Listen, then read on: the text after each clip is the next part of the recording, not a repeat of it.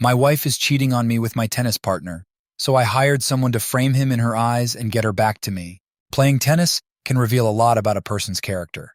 Polite players often carry that demeanor into their daily lives. I once witnessed a man behave terribly on the court, and later learned he abandoned his family for another man's wife. Marcus Fisher, a former football player who turned to tennis after a knee injury, plays with an aggressive style. I can beat him by staying close to the net and forcing him to overhit. However, his dubious line calls always seem to work in his favor, and he eagerly seeks matches with me to avoid the embarrassment of losing to someone smaller.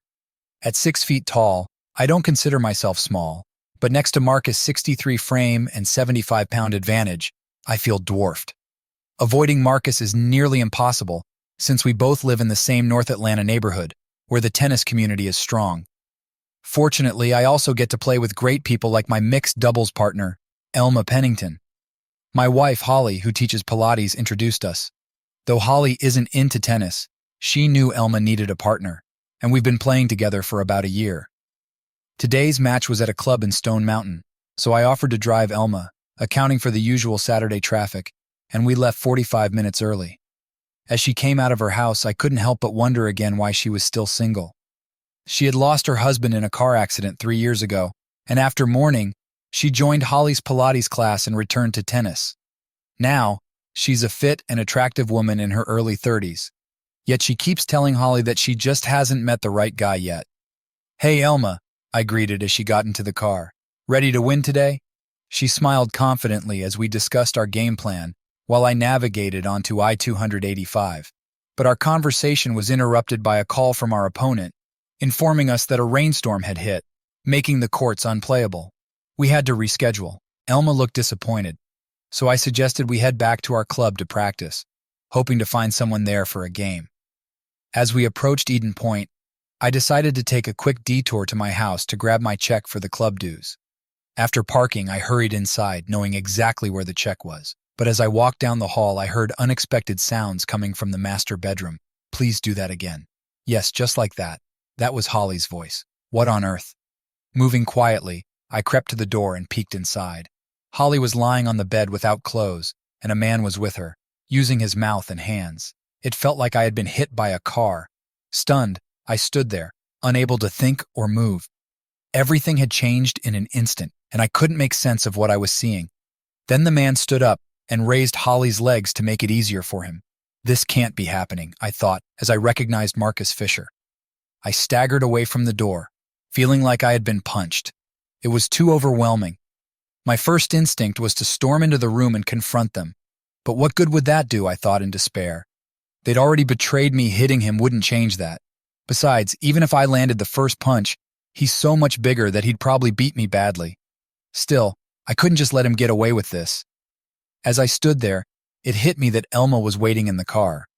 Oh no, I need to get her home first. Then I can come back and deal with this. I walked down the hall and out the front door in a daze, feeling nauseous. Elma watched me through the car window, concerned. I quickly got into the driver's seat and started the car. My face must have looked awful, as Elma asked if I was okay. Unable to speak, I gripped the steering wheel tightly and drove to her place. After parking, I muttered that I couldn't play today. Elma, worried, asked what had happened. When I stayed silent, she turned off the ignition, took the keys, and insisted I come inside and explain. Elma, trying to be supportive, suggested that maybe that's why Marcus took Holly's Pilates class. Shocked, I realized I had never mentioned it to her. My mind raced with questions as I tried to prepare for Holly's reactions and the potential confrontation with Marcus. When I walked in through the kitchen door, Holly must have heard me because she came out to greet me, wearing her robe and with her hair wrapped in a towel. She cheerfully asked, "You're home early. How did the match go?" "We got rained out," I said sharply. "I'm sorry you didn't get to play," she replied. I bet Elma was really disappointed. I just stared at her, not interested in small talk. "The rain delay was announced right after we left," I said softly. Her expression remained unchanged, even though she blinked. "I came back to the house," I continued, my heart racing. "I saw you and Marcus together." Holly's reaction was nothing like what I had expected. "I'm sorry you had to see that," she said calmly. "Is that all you can say?" I asked, stunned. "You're cheating on me, and all you can say is you're sorry?" "I saw it." Aren't you going to apologize for being with him? How long has this been going on? Do you even have an explanation? She crossed her arms and sighed deeply. Sit down, Michael, she said, pointing to the breakfast table. I'd rather stand, I replied, irritated. Do as you wish, she said, taking a seat. I was left speechless by her lack of emotion. Michael, we were going to tell you soon anyway, but this just speeds things up. I'm leaving you. Marcus and I are in love, and I'm moving in with him. We'll get married as soon as the divorce is finalized. I chose to sit down. I didn't want to risk collapsing before I could respond. She quickly said, "Wait here," and went back toward our bedroom. A few moments later, she returned with a stack of papers, which she pushed across the table to me. This doesn't have to be nasty, she said. I don't want any alimony from you. I've taken all the money from our savings, but that's only fair since I'm leaving you the house. This deal is better than what you'd get in court, but if you sign these papers, we can all move on with our lives. Looking at the stack of papers, I realized it was a divorce petition. Have you already talked to a lawyer? I asked, shocked. What about our marriage? What happened to the last decade we've spent together? I'm sorry, Michael. I didn't plan for this, it just happened. You need to accept it for what it is. Accept it? I yelled. Accept that my wife is sleeping with that jerk Marcus Fisher in our own bed? Accept that our marriage is ending just like that? She got up. I'm disappointed, Michael. I expected you to handle this more maturely. Then she turned and walked back to the bedroom. Sitting at the table, I stared at the divorce papers, trying to grasp what was happening. If someone had asked me this morning, I would have said I loved my wife and we had a good marriage. Now I'm finding out she's leaving me for another man. It's a real shock. In the quiet, I heard the beep of a cell phone and snippets of conversation. He saw us. About what you'd expect. That would be good. When she came back, she was dressed and carrying an overnight bag and a makeup kit. Since you've pushed the issue, I'm not staying here tonight. Marcus is coming to pick me up. We'll come back on Monday while you're at work to get the rest of my stuff. So you're just leaving like this? It has to be this way, she said. Fine, I said, feeling bitter. What should I tell our friends? She sighed. Michael, Marcus, and I haven't done anything wrong, and we're not going to hide. We'll keep up with our social activities. In fact, we'll probably be at the Eden Point reception tomorrow night. You don't need to tell anyone anything because they'll all find out soon enough. At that moment, I heard a horn beep outside. Holly glanced out the window. Marcus is here, she said. I'm leaving now. Before closing the door, she looked back at me. Just sign the papers, Michael. The sooner you do, the better it will be for everyone. Then she left. The sound of my cell phone ringing jolted me, and I answered quickly, though I think I was hoping to hear Holly's voice. It was Elma calling. How are you holding up, Michael? She asked. Not too well, I answered. She's left me. I know, she said. You know? I asked, shocked. How did you find out? I'm sorry, Michael, she said, sounding upset. Marcus has been bragging about it at the clubhouse. Oh, great, I thought. It's already making the rounds. On Sunday, I stayed inside, hiding from reality. When did things go wrong? Married life seemed easy. I got a great job in Atlanta, and Holly became an aerobics instructor. After saving for a few years, we bought a house in Eden Point. I thought we were happy. I got promotions, and Holly started a successful Pilates studio. We made friends and planned to start a family. Our bedroom life had slowed down, which I attributed to our busy lives. But looking back, I realized things had really tapered off in the past 6 months. Holly seemed distant, but I hadn't noticed. On Monday, I called my lawyer's office to update my will. At the office, Jonathan, my lawyer and former classmate, read the documents Holly had given me. He advised me to sign the agreement right away, explaining that Holly's offer was generous and much better than what I'd get if we fought it out. Though it felt like giving in, if the marriage was over, this was the best deal I was likely to get. Jonathan was right after everything. I didn't want to stay married to Holly anymore. It felt like Holly and Marcus had won a game I didn't know was being played. Jonathan assured me that signing the settlement agreement immediately would solidify Holly's proposal. If she had second thoughts, I'd still have 30 days to cancel the divorce. I signed. Back at the office, I updated my benefits at Human Resources.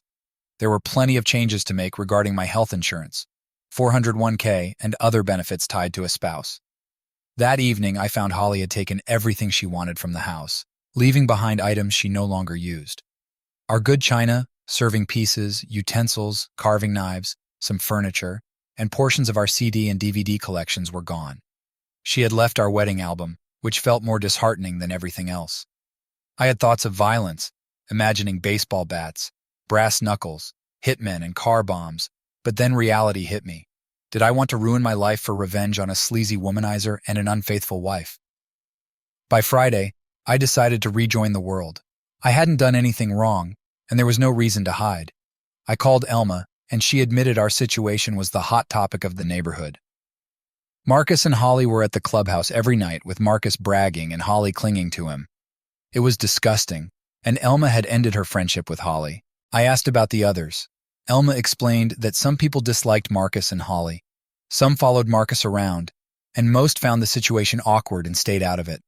I wish the community had done something dramatic, but I was determined to move forward. On Saturday, I arrived at the tennis courts. When the captain of our mixed doubles team saw me, she hurried over, apologizing for a last-minute lineup change and offering to understand if I didn't want to play. I was confused until she explained that Marcus and his partner were our opponents. I thought, great, that's the last thing I wanted. Elma arrived, her face turning white. She whispered that we could forfeit and play someone else next week, but I refused, deciding to face Marcus now. Elma looked concerned, but I assured her we were ready to play. The game was a disaster. My performance was the worst in years, and Elma struggled because of my frustration. Marcus played exceptionally well, hitting powerful shots and taunting me throughout the match. His comments about my weak shots and jabs about my wife fueled my anger. The match attracted a crowd, and I saw Holly by the fence. She cringed at some of Marcus' remarks but didn't look at me. During one moment, I served a weak second serve, and Marcus fired it directly at Elma, hitting her shoulder. I rushed to confront him, but Elma stopped me, insisting it was just part of the game. I glared at Marcus as he pretended to adjust his shoelace, feeling frustrated and defeated. The final score was 62-61, a humiliating loss. I gritted my teeth as I walked to the net to shake hands. Marcus's partner apologized for his behavior, but Marcus ignored the handshake and said, "That was fun. Let's do it again next time you're up for a beating." He then kissed Holly over the fence. Elma quickly grabbed my arm, sensing my anger.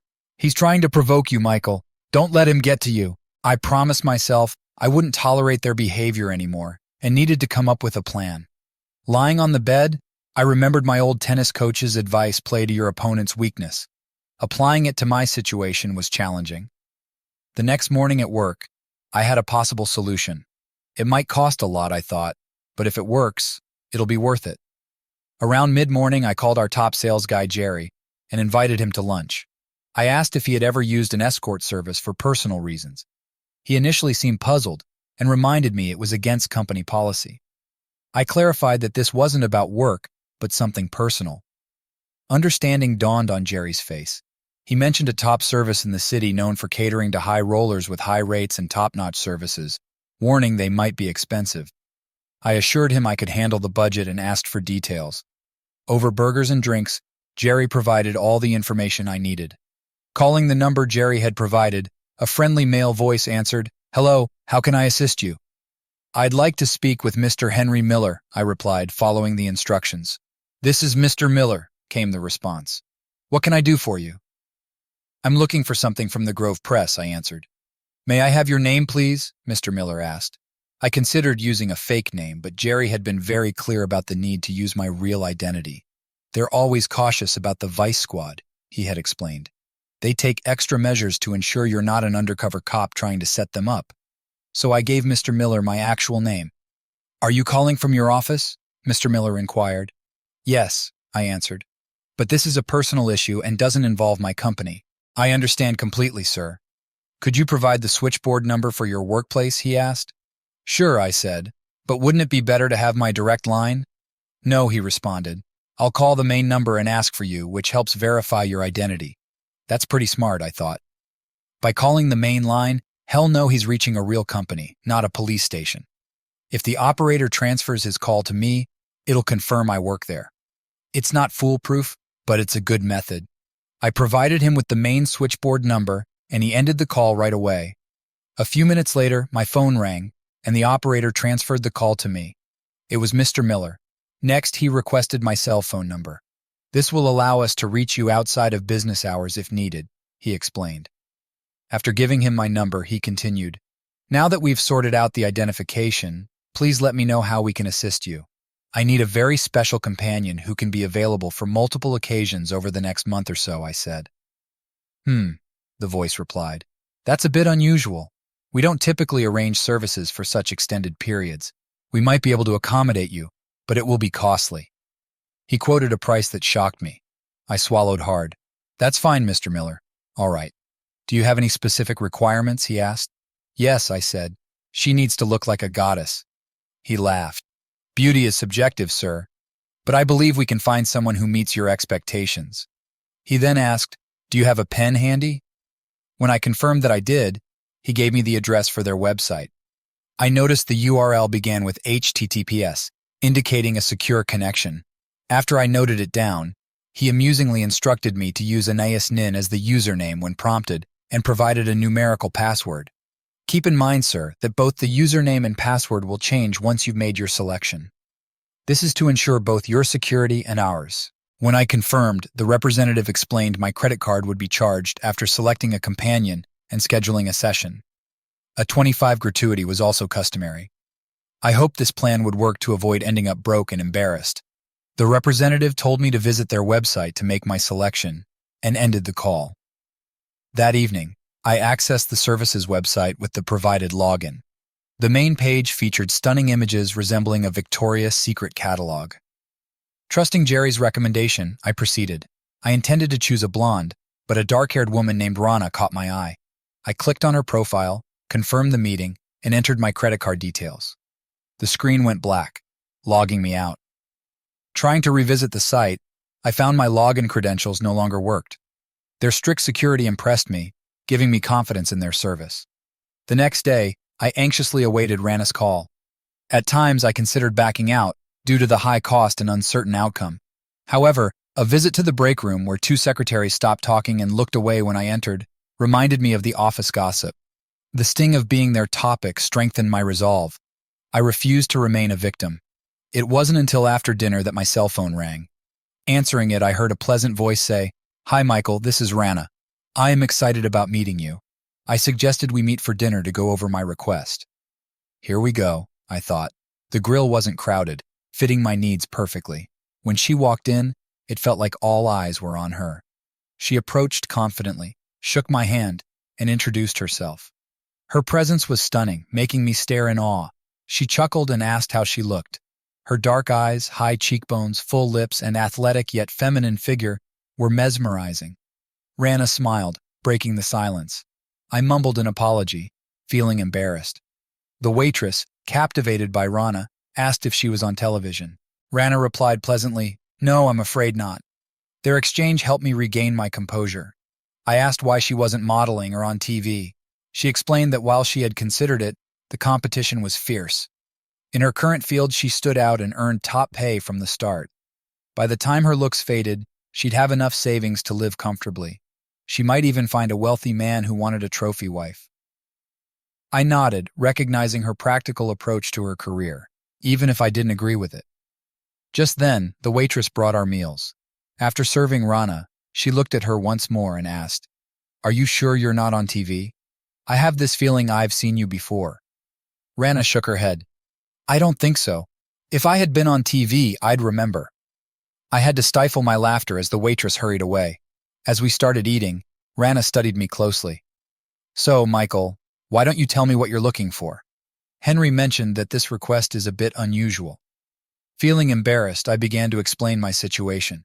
When I recounted the conversation I had with Holly after catching her and Marcus together, Rana looked at me with sympathy. That was pretty harsh, she said. When I described Marcus Fisher and his behavior, she nodded in understanding. I've encountered many like him. After delicately wiping her mouth, she folded her hands on the table. So, what exactly do you want to achieve? And what's my role in all this? For the next 15 minutes, I laid out my plan for the coming month. I confessed that I had many doubts about the success of my scheme, but I couldn't just sit by and let them walk all over me without trying to fight back. Meeting you has made me think this might actually work. Her face lit up with a big smile. What a nice compliment, she said. Then she leaned in closer across the table. You know what? I think I'm going to enjoy this. Awesome, I replied enthusiastically, reaching out to shake her hand to finalize our agreement. She laughed and gave me a firm handshake in return. To partners in crime, she said with a mischievous grin. She shifted her position, and suddenly her presence was incredibly alluring. It hit me that I was aroused. Well, she said in a sultry tone, since we've wrapped up the business part, should we move to somewhere more intimate for the fun part? My mouth went dry, and I had to sip some water before I could respond. No, I said. Tonight is just for us to get to know each other. She gave me a playful smile. You don't find me attractive? Oh no, I stammered. I mean, yes, I do find you attractive, but I'm trying to stay focused on what we're here for. It's better if we don't mix things up, but I do have extra for you. I slid an envelope filled with cash across the table. She took the envelope with a serious expression and put it in her purse. Then she changed her stance, and her seductive aura seemed to fade. I think I understand, Michael, she said, tilting her head slightly. You're quite an interesting man. I'm looking forward to our little adventure. With that, she got up and left, leaving me alone in the booth. I felt drained for some reason. What a woman, I thought. Phase 1 of Operation Honey Trap was set to start on Saturday just after lunch. The weather was already warming up in Atlanta, and I expected a big crowd at the Eden Point pool. Although I was anxious about whether Rana would show up, a BMW Z4 pulled into my driveway just after noon. She arrived with a small bag and, noticing my raised eyebrows, said, "My swimwear." She looked around and smiled. "So this is suburbia. Do you like it here?" I frowned. I used to, but not so much lately. She patted my cheek. "We're going to change that." We parted ways at the clubhouse to head to the locker rooms and change into our swimsuits. As planned, I came out first and set up 2 lounge chairs next to a table with an umbrella. Just as I got settled, I noticed Marcus walking toward me. "Well, Michael," he shouted, "I didn't expect to see you here at the pool today. I thought you'd be out taking a lesson from the pro to work on your tennis." Even though I knew he was trying to provoke me, I kept my response calm. "Nope. Today, my girlfriend and I are here to relax by the pool and catch some sun." Marcus wasn't going to let it go that easily. "Oh, so you've got a girlfriend now? I'd like to meet her." Our conversation was starting to attract attention from people nearby, but that didn't bother me. "You're in luck, Marcus. She's just about to join us," I said, pointing to the entrance of the women's locker room. Everyone fell silent as Rana approached us. I had expected her to be in a bikini, but she surprised me with a one-piece swimsuit. It was made from a shiny, silvery material that caught the sunlight, drawing everyone's gaze. The clicking of her stiletto-heeled slippers made me realize how stunning her legs, calves, and figure looked. As she got closer, I pulled my eyes away from her legs to focus on her swimsuit. It seemed to be made of the thinnest material I'd ever seen, clinging to every curve of her body. It was so sheer it looked like it was painted on her. She reached me, hooked her arm through mine, pressed her chest against my bicep, and kissed me on the cheek. "Oh, great, honey," she purred. "You got us a spot." Then she turned to Marcus. "Who's your friend, Michael?" I caught sight of Marcus and couldn't help but laugh when I saw his jaw drop as he took in Rana. "Rana," I said. "Meet Marcus." "Marcus, this is my girlfriend, Rana." His jaw snapped back up, and he quickly reached out to shake her hand. "Welcome to Eden Point," he said with a flourish. "If you need anything, just let me know." With a sweet smile, Rana responded, "Oh, that's so kind." She then turned to me and asked with a hint of flirtation, "Is everyone here as friendly as Marcus?" "Nope," I replied dryly. "Marcus is one of a kind." She flashed another smile at Marcus. "Thanks for making me feel so welcome." When he didn't immediately move, she gently said, "You can let go of my hand now." Embarrassed, he stammered, "Oh well, I need to head out. I hope to see more of you, Rana. I hope to see you around." He then awkwardly walked back to the other side of the pool, glancing over his shoulder repeatedly. I looked in that direction and noticed Holly sitting with her arms crossed, looking displeased. Rana and I settled into our lounge chairs. She took my hand and pulled me closer to whisper, "I think that went pretty well." I squeezed her hand and told her, "You were amazing." She gave me a quick kiss on the lips, which I knew was meant to be friendly, but I could still feel her lips even after 15 minutes. Next, she lay face down on the lounge chair and asked, "Michael, Can you put some sunscreen on me? As I did so, I was pretty sure I heard some disapproving murmurs from nearby. Over the next few hours, it seemed like everyone at the pool made it a point to pass by and check out my new girlfriend. I'm certain all the guys from my tennis team came by, and I made sure to introduce them to Rana. She handled each introduction with ease, chatting like she was already friends with everyone. At one point, I leaned in and whispered, "You should have gone into politics." She just grinned and winked at me. "In my job, I'm just one step away," she replied. I laughed heartily. As things quieted down, Rana leaned in closer to me. "Which one is she?" she asked. I immediately knew who she meant and pointed Holly out across the pool. "Great," she said. "Let me handle this."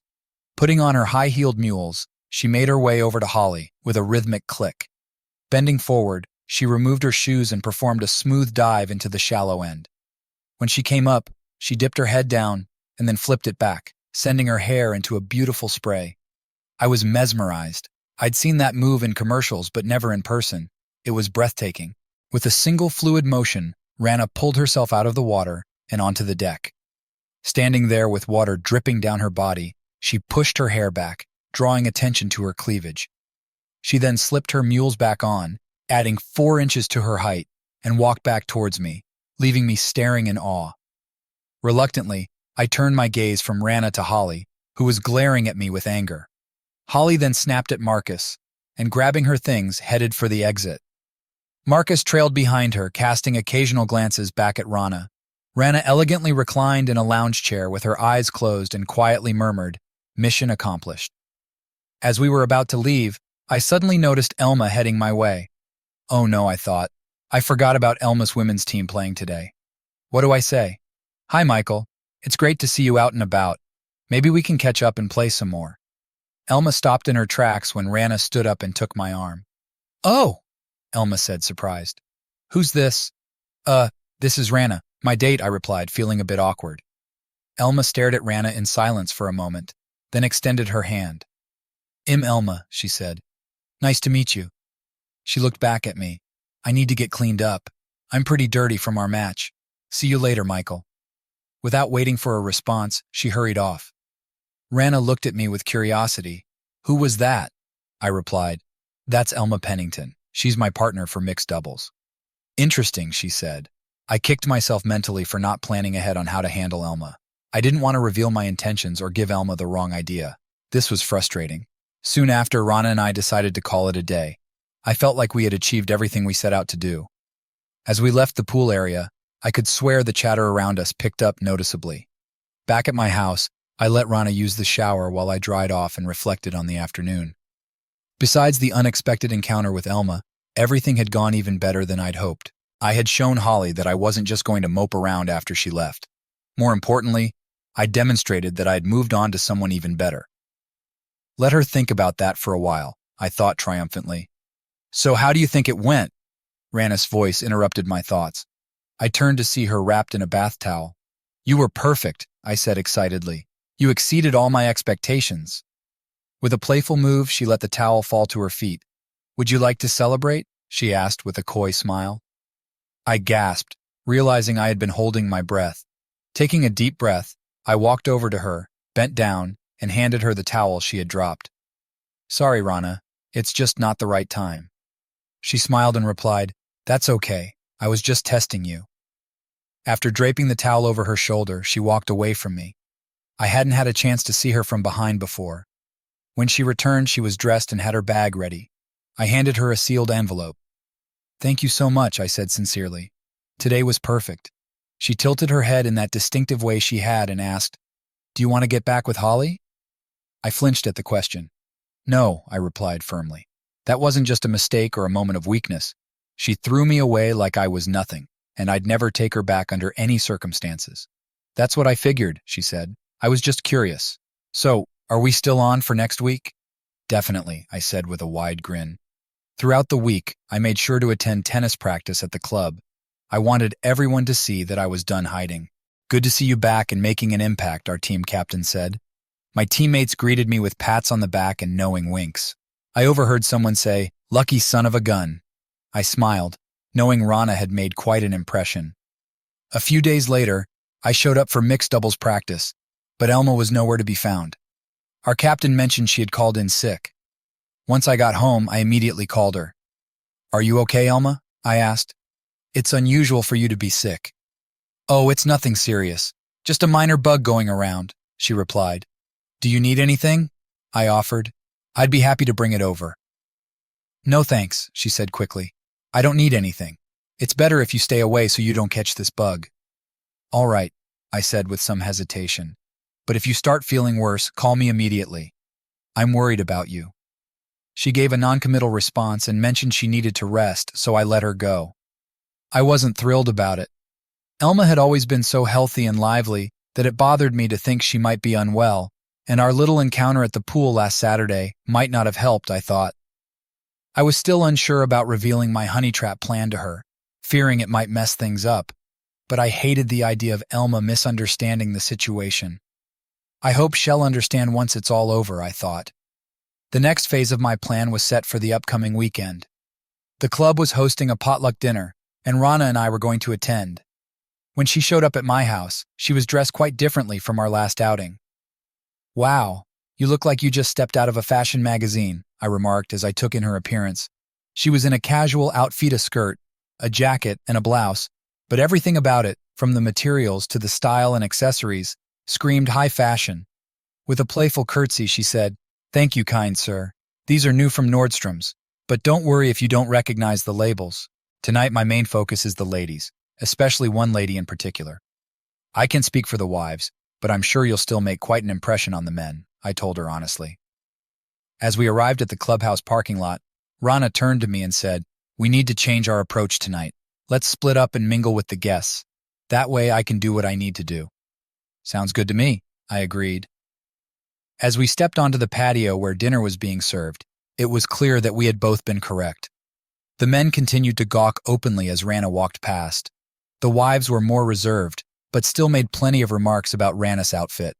A few of the more outgoing women even approached her to ask where she got her clothes, and Rana quickly found herself chatting and sharing shopping tips with them. After mingling for a while, Rana and I reconvened for dinner. "How's it going?" I asked her quietly. "Well, I've been quite busy," she replied seriously. "I've learned a lot about what the wives think of the situation with you, Holly, and Marcus. More importantly, I've made things difficult for your ex and have been flirting quite a bit with her fiancé. She's definitely not happy about that." I couldn't help but smile. It was clear that Rana knew exactly how to play her cards. While I was talking with one of my teammates, Holly came by and signaled for me to follow her. When she turned to face me, her face was flushed with anger. "Looks like you didn't waste any time getting back into the dating scene," she said with irritation. "I didn't realize there was a waiting period," I replied with a hint of sarcasm. "Really? It seems to me that you're punching above your weight with her. Where did you find her? I never met her when we were together." "I met her through work," I said casually. "You might want to be careful," she warned. "She looks like she could be too much for you to handle." I couldn't resist responding. "Actually, Holly, I handle her just fine." "Is that so?" she snapped. "You better keep her away from Marcus." With that, she stormed off. I smiled to myself. Everything was unfolding just as I had planned. Just then, I noticed Elma carrying a tray of food. Although I knew she was on the entertainment committee, I wasn't sure if she'd be well enough to attend tonight. I quickly went over and took her arm. She blushed when she saw me. "I'm really glad to see you're feeling better," I told her. "You should have called me to let me know you'd be here tonight." "I wasn't sure until the last minute, Michael. Besides, I figured you'd be with your new girlfriend, and I didn't want to interrupt." At that moment, Rana walked by, laughing and chatting with one of my teammates. "Looks like I was right," Elma said, clearly irritated.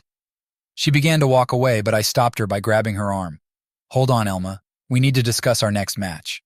After a brief pause, she seemed to make up her mind. "Actually, Michael, things have gotten really busy for me lately, so I've decided to drop mixed doubles and focus only on the women's team." I was taken aback. "You can't do that, Elma," I exclaimed. "Who will be my partner now?" Elma glanced past me, and I turned to see Rana standing nearby. "You'll find someone, Michael," Elma said. "Now let me go. I need to get this food out." Once I released her, she quickly walked away. Rana took my hand and guided me to an empty table. After we sat down, she leaned in and whispered, "Just so you know, that girl has feelings for you." What? No way.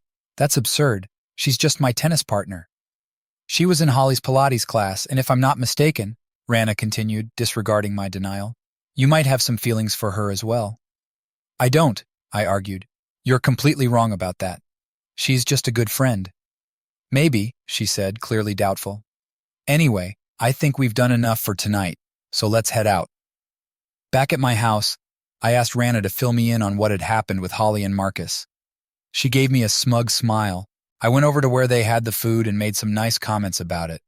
Holly clearly didn't like me being there, but she couldn't do much about it. Then I complimented her outfit, which forced her to return the favor. I told her where I bought it, and I could see she recognized the brand and knew how expensive it must have been. She didn't say anything, but her eyes were practically green with envy. That sounds just like Holly, I remarked. She's really into fashion and takes pride in her clothing choices. Then Rana went on. One of the other women asked Holly to help in the kitchen. Even though she didn't want to, Holly had to leave me alone with Marcus. As soon as she was gone, I took the opportunity to sample their dish again. While she spoke, Rana mimicked her actions. She bent over slightly, causing her blouse to fall away and reveal her ample cleavage, barely held in place by a thin bra. Then she made a scooping gesture with her finger, tasted it with a suggestive slurp, and stared at me with such intensity that I could almost feel the heat. Standing up straight, she flashed a grin, clearly enjoying the effect she'd had. Once I had Marcus' attention, I really started flirting with him. I asked if he'd played football, which gave him a chance to brag. While he was boasting, I ran my hand over his chest, commented on how much bigger he was compared to you, and told him I like big men. She chuckled. I thought he was going to lose it right there at the table. Wow, I said. It's no surprise Holly was so hostile. I do what I can, she said, with a hint of false modesty. And I can't believe Marcus actually thought you were hitting on him, I added. She laughed scornfully. Men like Marcus are so full of themselves that they never doubt a woman's interest. The ironic part is they're often the worst lovers. I couldn't help but smile at that.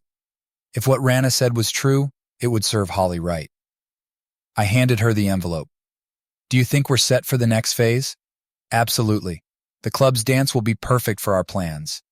She then headed toward the front door. What, no seduction attempt tonight? I asked with a grin. She shot a playful smile over her shoulder. I wouldn't dream of it. Then, with a playful swing of her hips, she left, leaving me feeling a jolt of excitement.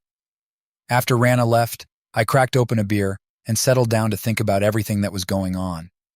On one hand, I felt pretty good about how well the honey trap was working.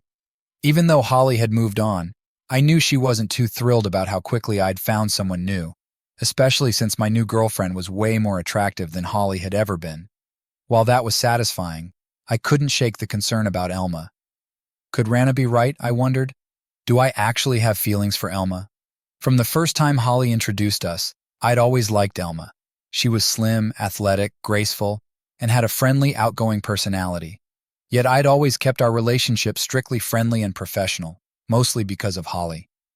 I assumed Elma felt the same way, especially since she was still dealing with her husband's death. Reflecting on Rana's comments about Elma, I found myself questioning their validity. If Elma was interested in me, why was she avoiding me? And why did that bother me so much? For that matter, why had I turned down the chance to be with an incredibly attractive woman? Could my feelings for Elma be influencing this? Eventually, I gave up trying to figure it out and went to bed. Even if I had the answers, I wouldn't have known what to do next. I decided to stick with the plan I'd set in motion and keep focused. The annual spring dance at the club was a big event that always drew a large crowd. The women dressed up for the occasion, while the men reluctantly put on sports coats and sometimes even ties. I was hoping Marcus and Holly would show up. I had briefed Rana on what to expect, so I was looking forward to seeing her outfit for the event. To my surprise and disappointment, she arrived in jeans and a t-shirt. Granted, the jeans were the tightest I'd ever seen, and the t-shirt clung provocatively, but I had expected something different. My expression must have given me away, because she lightly patted my face as she brushed past. You didn't think I'd risk ruining my dress driving over here, did you? Just let me use your bedroom for a bit, and I'll be ready soon. Already dressed in my sports coat and slacks, I fidgeted impatiently in the den while she changed. It feels like we're an old married couple, I mused with a chuckle. A few minutes later, her voice called out, Michael, can you come here? I need your help with something. Heading to the bedroom, I opened the door to find Rana in the most provocative lingerie I'd ever seen. Her deep brown stockings were held up by a garter belt, drawing even more attention to her intimate areas. Facing me again, she asked with a playful smile, How do I look? I couldn't help but move toward her, but she stopped me with a grin and a raised hand. Not now. I need you to stay out of the way so I don't mess this up. Now that you've given me the thumbs up, leave so I can get into my dress. I almost staggered as I walked back to the den. I swallowed hard. You might give someone a heart attack tonight, I told her, and I meant it. She just smiled and offered her arm so I could lead her out. The patio at the club had been transformed for the dance, with paper lanterns hanging above. It was a bit cheesy, but the soft lights and gentle music created a nice atmosphere. Rana slipped into my arms to dance, and I wasn't surprised to find she was a much better dancer than I was. As we danced, she rested her head on my shoulder, and I realized I didn't care about her job. I just enjoyed having her close and spending time with her. She lifted her head and looked at me. You know, living in the suburbs isn't so bad. I could get used to this. Before I could reply, she tensed up. Uh-huh, here comes trouble. I turned just in time to see Marcus Fisher approaching with a clearly unwilling Holly. Hello, Rana. Hello, Michael, he called out loudly. Glad to see you here tonight. How about swapping partners for a dance or two? I agreed, and he whisked Rana away, leaving me with an obviously uneasy Holly. I extended my arms to her. Care for a dance for old time's sake? She agreed reluctantly, and as a new song started, we began to dance. It was a strange experience. I'd loved and been married to this woman for 10 years, but now all I felt was a strong urge to make her feel what she had done to me. So, was our marriage really that bad? I asked. She sighed. No, Michael, it wasn't like that. We had some good years and shared some great times, but eventually things settled into a routine, and I just lost interest in our relationship. When Marcus came along and showed how much he wanted me, I got caught up in it. I really fell hard for him, Michael. It felt just like when I was in college. She gazed up at me. I didn't want to hurt you, Michael, but I had to do what was best for me. Can you understand that? I get it, I replied bitterly. You just wanted an upgrade. That's not how I meant it, she said defensively. That's fine, I said. I've upgraded too. She winced when she thought about who I was now dating, and I felt a bit of satisfaction. If everything went as planned, things would only get better. I looked up to see Marcus and Rana walking toward us, arm in arm. Here's your date back, Michael, Marcus said with a smug smile. Enjoy your night. Then he walked off, with Holly trying to keep up. Rana and I went back to dancing. How did it go? I whispered in her ear. Her voice practically radiated satisfaction. The bait is set, she said. He's convinced him into him. He'll find a reason to leave Holly, and we'll meet up at the clubhouse after everyone's gone. I'm a bit nervous about that. The timing has to be perfect, I told her. Leave that to me. Women are experts at these things. She then licked my ear, making me shudder. As the night wore on, I noticed that the crowd was thinning out quickly. I must have been scanning the room because Rana noticed. Sorry, Michael, she said. It looks like Elma didn't come tonight. Am I that obvious? I asked. Like a glass window, she said with a smile. When we got back to my house, I pulled an envelope from my pocket and handed it to Rana. I might not get a chance to give this to you later, I said, so I wanted to make sure you got it. She took it with a hint of reluctance. After a moment of looking at me, her demeanor changed. The confident seductress was gone, replaced by a genuine though still beautiful woman. This has been the most unusual job I've ever had, she said, and you're unlike any client I've worked with. It's been a bit frustrating at times, I blushed, but I've really enjoyed it. I took her hands in mine. When I started this revenge plan, I knew I needed someone special, I said, but I never imagined finding someone like you. I'll always remember you. Suddenly, I leaned in and kissed her. She lingered for a few seconds before pulling away quickly. She blinked rapidly and said, I need to avoid smudging my lipstick. Then she looked at the watch on her wrist and said, It's almost time. We need to leave. Give me exactly 30 minutes. She then left, got into her car, and drove off.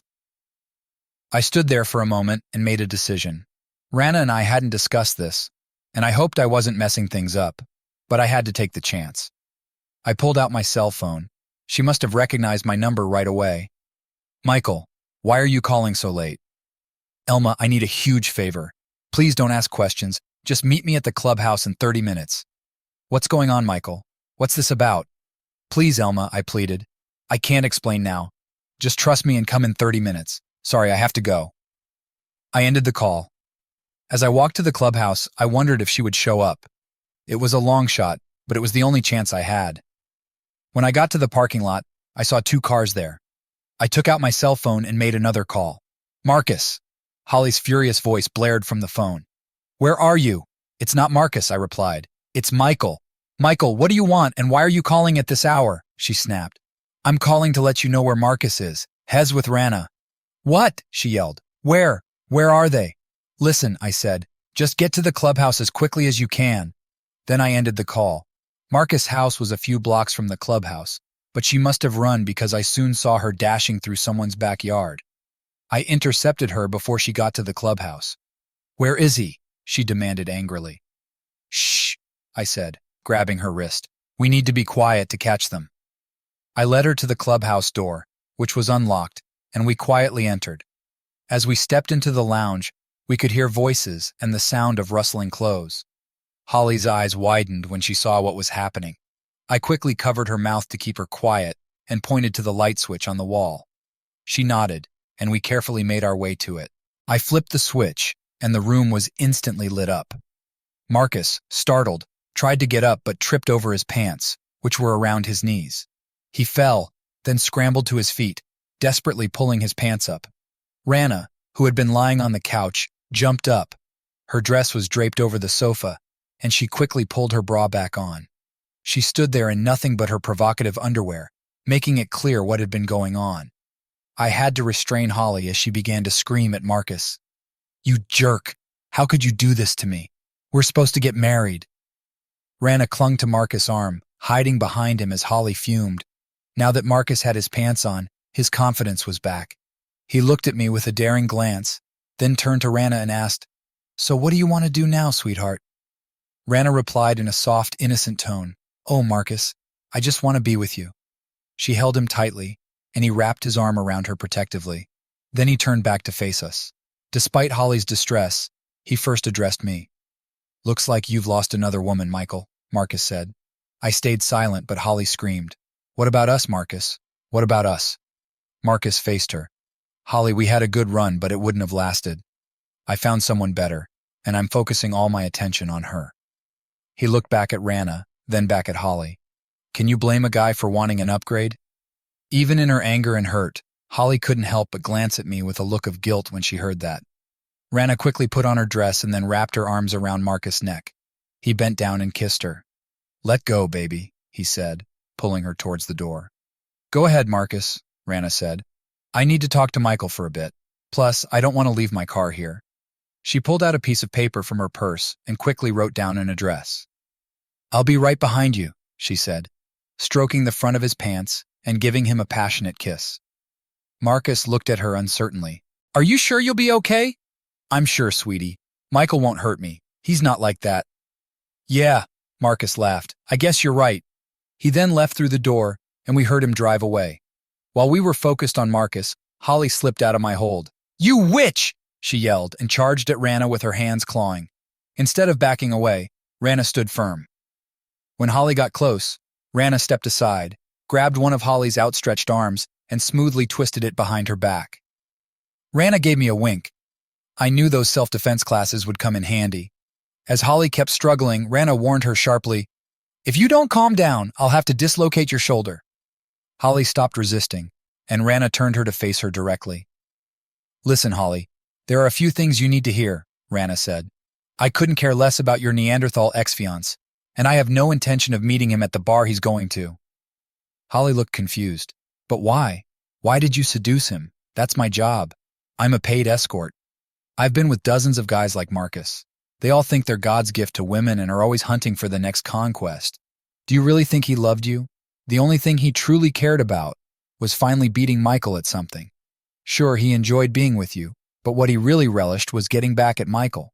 Michael hired me to get a bit of revenge on Marcus and to show you how it feels when someone you love is unfaithful. It hurts, doesn't it? Holly screamed and then lunged at me, but before I could respond, Elma appeared and knocked Holly off her feet. Holly fell awkwardly to the ground. Elma stood over her with clenched fists. "You deserve that, Holly. After what you did to Michael, you deserve a lot more." Holly just lay there sobbing. It seemed like her feelings were hurt more than her body. Elma turned to me, tears streaming down her face. "Is this really true?" she asked. "Is she really not your girlfriend?" "No," I replied seriously. "She was just part of the honey trap we set for Marcus and Holly. Nothing more." "But she's so stunning," Elma argued. "I could never compete with someone like her." Rana came over and put her hands on Elma's shoulders. "Oh, you poor thing. I was the one who didn't stand a chance. He was always focused on you." Elma glanced at me again. "You mean you never even Rana jumped in again?" "No, Elma, he never did. I could never get him to think about me long enough to actually be with me. And believe me, I tried." Elma was quiet, but her eyes were full of emotion as she looked at me. Rana flashed a grin at both of us. "I think it's time for me to head out. I've had tougher jobs, but this one has really drained me." At that moment, Holly got up from the floor. "What about me? Where do I go now? I can't go back to Marcus's place after all this." Elma considered her for a moment. "I'm not sure what you'll do tomorrow, but you can stay at my place tonight. I'm going home with Michael." Then she gave me a passionate kiss. I took her hand and held on, but something was bothering me, so I turned back to Rana. "What about Marcus? Where did you send him?" She laughed. "I sent him to a gay bar I know. I wonder how long it will take him to figure out I'm not showing up." Her smile faded, and she looked at me with a serious expression. "Good luck, Michael. You're a unique guy, and I won't forget you." She leaned in and gave me a soft kiss. Elma's grip on my hand tightened. Then Rana turned to Elma, her face becoming intense. "You better treat him right. Got it? If I hear you haven't, I'll come back, and I won't take no for an answer." Her fierce look softened into what I later realized was sadness. She touched my cheek gently. "But I don't think I'll get that lucky next time." She reached into her purse and slipped something into my hand. "Goodbye," she said, then turned and walked out, her hips swaying gracefully. I looked at my hand and saw 4 unopened envelopes.